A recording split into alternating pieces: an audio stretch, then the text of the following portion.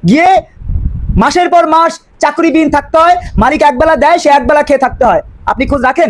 আপনি শ্রম কর্মসংস্থান মন্ত্রণালয়ে কাকে বসিয়েছেন? যে লোকটা বানান করে আপনার সংসদে নিজের প্রস্তাবনাটা পড়তে পারে না, নিজেকে ভিপি দাবি করে, শেখ হাসিনাকে মা রেখেছে, সেই লোকটা আপনার সংসদের এমপি হয়েছে, আপনার মন্ত্রণালয়ের মন্ত্রী হয়েছে। সেই মন্ত্রণালয়ে আজকে সংকট তৈরি হচ্ছে।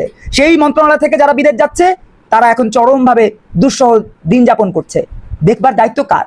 মমিন মেহেদীর, নতুন ধারার, নাকি আপনার?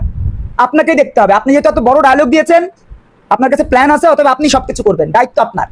আপনি তো সেই দায়িত্ব পালন করছেন না, যে কারণে আজকে মমিন মেহেদীকে কথা বলতে হচ্ছে, শান্তা ফারজানাকে কথা বলতে হচ্ছে, বিমল শাহকে কথা বলতে হচ্ছে, মনির জামানকে কথা বলতে হচ্ছে, কাজী মুন্নি আলমকে কথা বলতে হচ্ছে। কারণ আমরা কথা না বললে আপনার চোখে যে কাঠের চশমা আপনি পরেছেন সেটা তো সরবে না। কাঠের চশমা পরে প্রধানমন্ত্রিত্ব করা যায় না।